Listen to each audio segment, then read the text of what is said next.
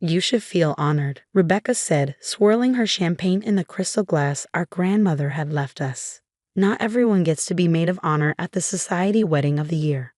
My name is Charlotte Warren, and I was watching my childhood best friend celebrate stealing my future with our grandmother's favorite champagne and our grandmother's favorite glass. The same grandmother who had trusted us to share her estate equally, believing until her last breath that her two beloved granddaughters would honor her wishes. Nothing to say, Charlie? Rebecca prompted, using the nickname she knew I hated. No tears about the money. No lecture about family loyalty. I kept my expression neutral as I studied her. The designer dress that probably cost more than most people's monthly salary, the enormous diamond ring her fiancé Thomas had surprised her with, the wedding planning binders spread across what used to be our grandmother's antique desk.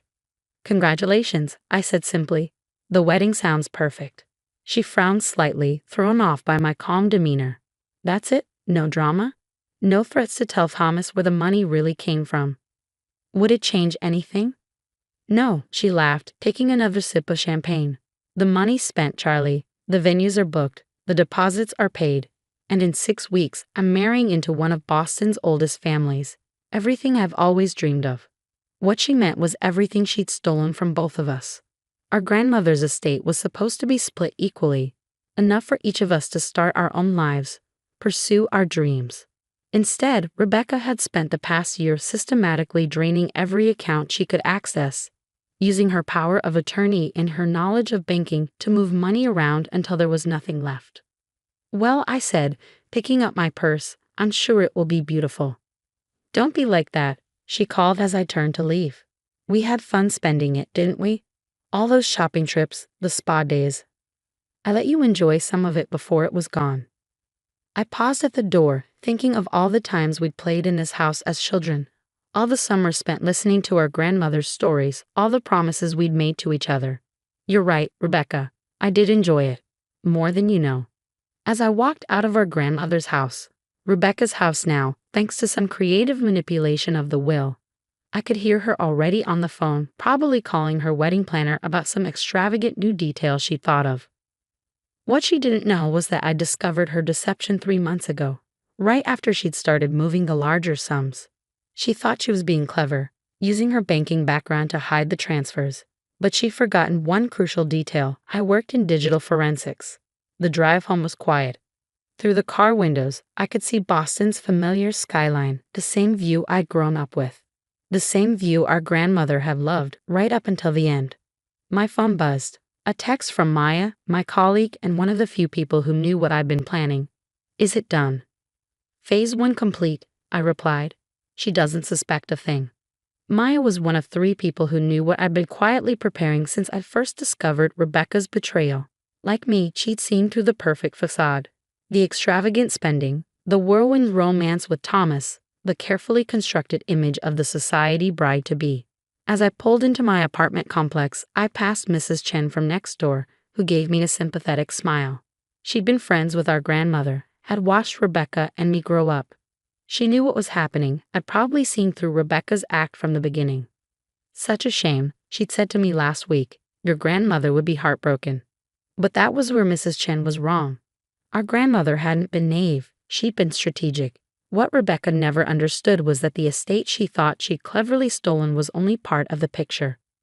I entered my apartment and went straight to my home office, where Maya was waiting with our other conspirators, James from cybersecurity and Lisa, our grandmother's former secretary. Everything's in place, Maya said as I walked in. We're just waiting for your signal. I nodded, setting my bag down and looking at the wall of monitors they'd set up. Each screen showed different aspects of our plan: bank records, property deeds, social media feeds, and most importantly, the evidence we gathered of Rebecca's systematic theft. How long until she notices? Lisa asked, her legal pad already covered in notes. She won't, I replied. Not until the wedding day. That's what she cares about most, her perfect society wedding. I thought back to how this all started. Rebecca and I had grown up together, raised by our grandmother after our parents died in a car accident. We were more than cousins. We were sisters, best friends. At least, that's what I believed. But Rebecca had always wanted more. While I was content with our comfortable life, She dreamed of joining Boston's elite. When she met Thomas Bradford at a charity gala last year, she saw her chance. He came from old money, the kind of family she'd always envied. The first warning sign came when she started changing. Subtle things at first, like canceling our weekly dinners, becoming obsessed with social media and her public image. Then came the spending, designer clothes, luxury cars, lavish parties to impress Thomas's family. I trusted her when she said she was just enjoying our inheritance, celebrating our grandmother's memory. That was my first mistake. Show me the timeline, I said to Maya. She pulled up a detailed flowchart on the main screen. Phase 1 is complete. She believes you've accepted everything. Phase 2 starts next week, when the wedding vendors begin receiving their payment confirmations. James nodded. All the fake transactions are in place. As far as any of them know, they've been paid in full. And Thomas? I asked. Still completely in the dark about where the money really came from, Lisa confirmed. He thinks Rebecca's family was just, well off. I smiled slightly. Rebecca had played her part perfectly, crafting an image of old money and refined taste. She'd even started speaking differently, adopting the subtle mannerisms of Boston's upper class. My phone buzzed. A text from Rebecca. Don't forget, final dress fitting next week. Try not to look too devastated about the money. We wouldn't want to ruin the photos. I showed the message to my team. She really thinks she's won. Are you sure about the timing? Maya asked. We could expose her sooner, stop the wedding before. No, I cut her off. She wants her perfect day. Let her have it, right up until the moment it falls apart. I turned back to the monitors, watching as our plan continued to unfold. Rebecca thought she'd inherited a substantial estate and spent it all on her dream wedding. What she actually gotten was access to the smaller trusts, the one our grandmother had set up knowing it might be misused. The real estate, the investment accounts, the family business, all of that had been quietly transferred into a separate trust years ago. A trust that would only activate under specific conditions. Start the sequence, I told James. Make sure everything looks perfect right up until the wedding day. He nodded, fingers flying over his keyboard. The vendors are already set up. They all think they've been paid, but the actual transactions will bounce, I finished. Every single one of them, right in the middle of her perfect ceremony. The next few hours were spent finalizing details. Lisa reviewed the legal documentation one more time, ensuring everything was airtight. Maya coordinated with our contacts in the banking industry, making sure the transaction failures would be properly documented. And James worked his magic with the digital trails. Around sunset, my phone buzzed again. Another text from Rebecca. The flowers arrived for tomorrow's bridal shower. You really should see them, Charlie. This is what real money can buy. I showed the message to the others. She really has no idea what's coming, does she? Lisa said, shaking her head.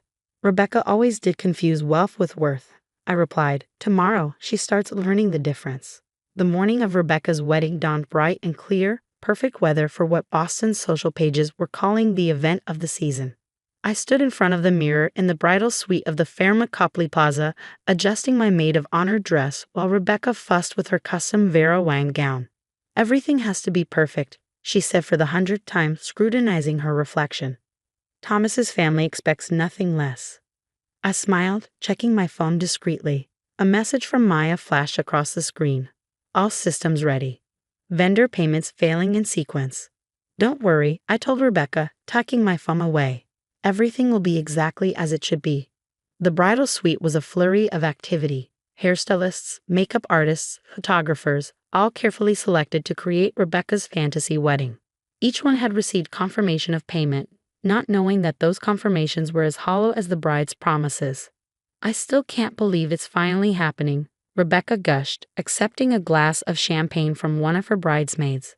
All those years of dreaming, and now I'm marrying into the Bradford family. Grandmother would have been so proud. I bit back a response, thinking of the real pride our grandmother had taken, not in social status or wealth, but in honesty and integrity. Values Rebecca had conveniently forgotten. My phone buzzed again. James this time. First vendor payment bounced. Florist trying to reach Rebecca. Right on schedule. Oh God, one of the bridesmaids suddenly exclaimed, looking at her phone. Rebecca, the florist is saying there's a problem with their payment. Rebecca's face tightened slightly, but she maintained her composed smile. It's just a mix-up. Charlie, be a dear and handle it. Of course, I said smoothly, stepping out of the suite. In the hallway, I watched the notifications start rolling in on my phone. One by one, vendor payments were being rejected. The caterer, the band, the photographer, even the hotel itself. I dialed Maya. How's it looking? Beautiful chaos, she replied. The florist is threatening to remove the arrangements, the caterer is demanding immediate payment, and the hotel manager is heading up to speak with Rebecca right now. As if on cue, I saw the manager striding down the hallway, his face set in a professional mask of concern. I stepped aside as he knocked on the bridal suite door. Miss Warren, he called. We need to discuss an urgent matter regarding payment. The door flew open, revealing Rebecca in her wedding gown, her carefully applied makeup already showing signs of stress. What do you mean, payment?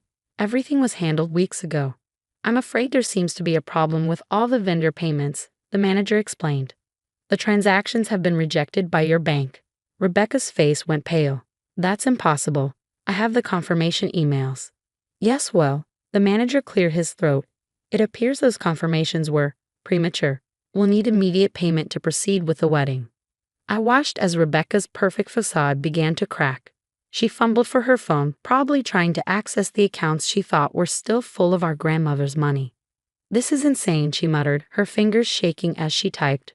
The money was there. I checked yesterday. Problems? I asked innocently. She grabbed my arm, pulling me back into the suite. Charlie, I need you to help me fix this. There must be some mistake. Like the mistake you made when you stole my inheritance? I asked quietly. She froze, really looking at me for the first time that day. What did you do? Me? Nothing. I just made sure everyone knew exactly where their money wasn't coming from. The color drained from her face as understanding dawned. You knew? All this time? I knew everything, Rebecca. The fake transfers, the emptied accounts, even the lies you told Thomas about your family's wealth. As if summoned by his name, there was another knock at the door. Thomas's mother stood there, her face tight with barely contained fury. Rebecca, she said coldly, we need to talk. Now. The next hour was like watching a carefully constructed house of cards collapse in slow motion. The vendors began removing their unpaid services, flowers disappeared from the reception hall, catering staff packed up their equipment, the band started loading out their instruments. Thomas's family, already skeptical of their son's whirlwind romance, demanded answers about Rebecca's supposedly wealthy background. The truth about her systematic theft of our grandmother's estate came out in a rush of accusations and tears. You lied to me, Thomas demanded, his face a mask of betrayal. About everything. I did it for us, Rebecca pleaded. For our future. Our future, he laughed bitterly. There is no future. The wedding's off. As the Bradford family swept out of the hotel, taking their son and their social connections with them, Rebecca turned on me, her perfect makeup streaked with tears. How could you do this to me? She demanded. I'm your family. Family? I repeated. Family doesn't steal from each other, Rebecca. Family honors their promises. I was going to pay you back, she insisted, once I married Thomas. No, I cut her off. You were going to keep taking, just like you always have. But not anymore. I pulled out an envelope, the real reason I'd let this charade continue so long. Grandmother left more than just the money you stole, I explained, watching her face as understanding dawned. She left instructions, conditions for the real inheritance. Real inheritance? Rebecca whispered. The family business, the properties, the investment accounts all held in a separate trust. A trust that would only activate if one of us proved worthy of it. And you think you're worthy? She spat. No, I said quietly.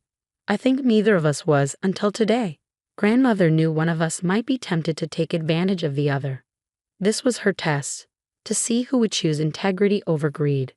The implications of what she'd done, not just to me, but to her own future, finally seemed to hit Rebecca. She sank into a chair, her perfect wedding dress crumpling around her. What happens now? She asked, her voice small. Now? Now you start over. Without the stolen money, without the fake status, without the lies. Maybe then you'll remember what really matters. I left her there, surrounded by the ruins of her perfect day. Outside the hotel, Maya, James, and Lisa were waiting. Well? Maya asked. It's done, I replied. Everything exactly as grandmother planned. Lissa smiled sadly. She would be proud, not of the deception, but of the lesson. I nodded, thinking of all the summers spent listening to our grandmother's stories about integrity, about doing what's right even when it's hard. She had known this day might come, had prepared for it in her own way. The next few weeks were a blur of legal proceedings and media coverage. The story of the society wedding that wasn't made all the local papers. Rebecca's carefully constructed image crumbled as the truth about her theft came to light. She left Boston shortly after, unable to face the social humiliation. Last I heard, she was working at a bank in Seattle, starting over from scratch. The family business continued under my leadership, guided by the principles our grandmother had taught us. The real inheritance wasn't just the money or the properties, it was the understanding that true wealth comes from integrity, not deception. One afternoon, about a month after everything had settled, I sat in our grandmother's study, my study now, looking through old photo albums. Pictures of Rebecca and me as children, playing in this very room, unaware of the lessons life would teach us. Maya knocked on the door, carrying a familiar bottle of champagne. Found this in the cellar, she said. Thought maybe it was time for a proper celebration. I smiled, recognizing our grandmother's favorite vintage. Why not? But this time, let's celebrate something real. As we shared the champagne, I thought about Rebecca, about the choices that had led us here. Part of me wished things could have been different, that she could have learned these lessons without such public consequences. But as I sat in our grandmother's chair, surrounded by the legacy she truly left us, I knew that sometimes the hardest lessons are the ones we need most. To grandmother, Maya proposed, raising her glass. No, I corrected her, to doing what's right, because in the end, that's the only inheritance that really matters.